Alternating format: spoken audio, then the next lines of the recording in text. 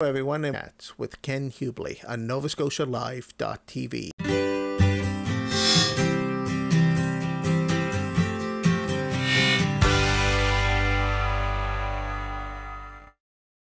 I'm very excited to be here today because we have with us Sarah White from United Way Halifax.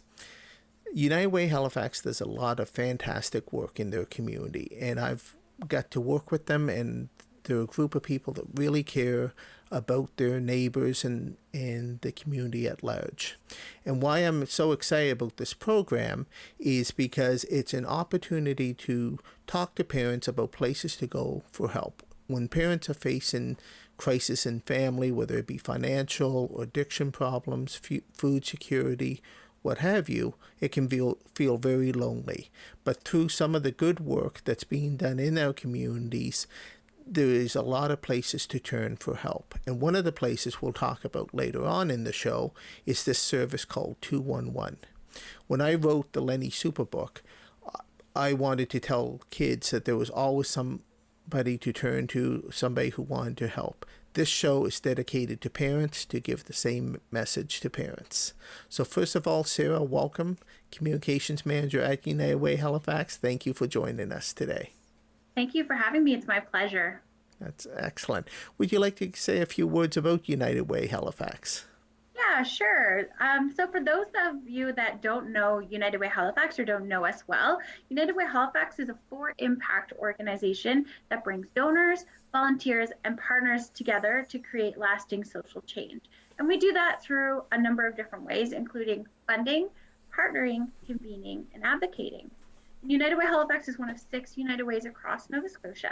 The others are in Cape Breton, Colchester County, Cumberland County, Lunenburg County, and Pictou County. And each United Way has slightly different priorities, but all are focused on alleviating poverty in their local communities. At United Way Halifax, our priorities are poverty, housing and homelessness, and inclusive communities. Excellent. One thing I really enjoyed just when I was doing research for this show was going into the United Way 211 access, help for parents and to find questions and what have you. Could you talk a little bit about the 211 and just the great services? There's the website, I understand. There's also a telephone number. And if you just don't know where to turn for help, this is a great resource to use. Yeah, 211 is an extremely useful service for parents, and it's a non-emergency line. So you have 811 for health concerns, you have 911 for emergencies. 211 is non-emergency, but it is that place where you go for services and supports when you don't know where to turn. United Way Halifax started advocating for 211 because we used to get all kinds of calls for help, and honestly, we just weren't connected to everybody. And 211's been operating in many large cities across North America for quite some time. So about 10 years ago, it was established here in Nova Scotia, and they still use a portion of their funding still comes from United Way. 211 is a referral service. So you're not going to get help immediately from the person on the line when you call 211, but what happens is their trained navigators answer your call, determine what you're looking for, and they make suggestions for local organizations or government departments that can help. They'll also ask questions to understand your situation better. And then they'll kind of like recognize if there's something else that they can help with that you might not have known to ask for. Like an example might be somebody might call for food support, and the navigator will ask some questions and determine they can't make it to some of the food banks because they don't have a vehicle and transportation is too expensive. So then the navigator can maybe refer them to a service that does delivery of groceries or offers transit passes so that they're able to make that to their destination.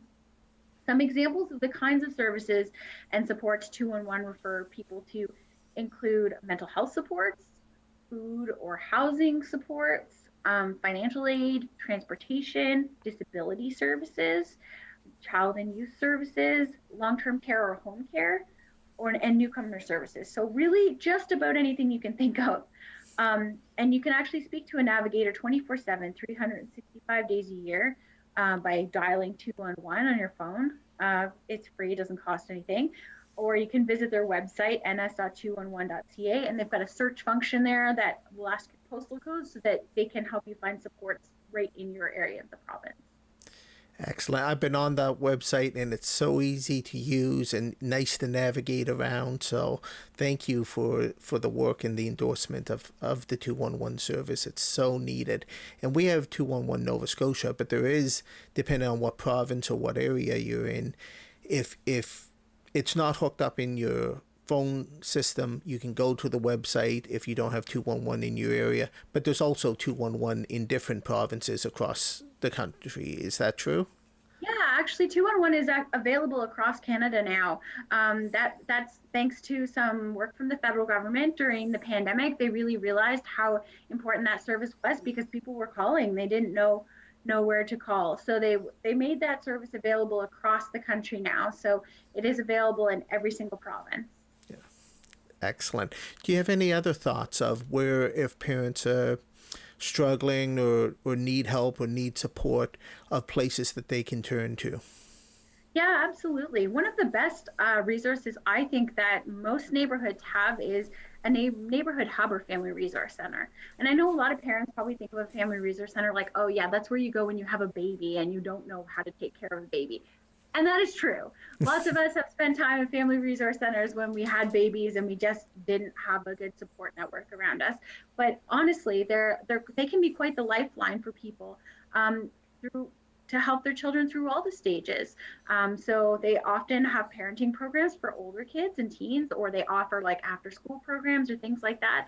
So that is definitely a good resource. And the other thing about neighborhood hubs is their services are kind of tailored to the specific neighborhood they're in. So for instance, in North End Halifax, you have like Beath House, or in Fairview Family Resource Center.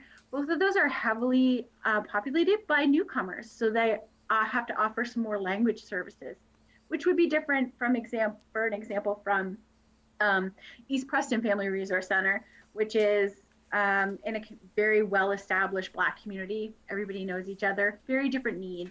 So that's a great thing about family resource centers. They're also wonderful for food support. Lots of them have community garden programs or kitchen programs. A great example I think that a lot of people have heard of is the North Grove. They've got that big community garden, a big commercial kitchen in there. So they have cooking classes, they have community meals, they have a market where you can buy produce for less than you would at the grocery store. And that's also a really great place to meet other people in the community and kind of access some of those resources you might not have known about.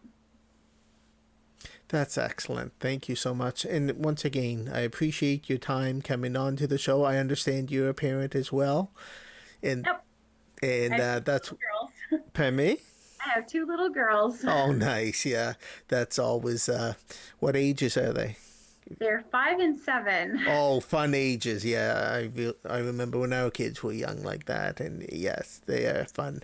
And that's one thing that's really important to all parents is enjoy the stage of life that your kids are at. It will move by so fast. Mine are adults now, and it seemed like yesterday that my kids were 5 and 6. I know yours are 7, but mine were 5 and 6. They were a year apart, and it just goes by so fast. So enjoy every moment, even the challenges, because there'll be memories down the road.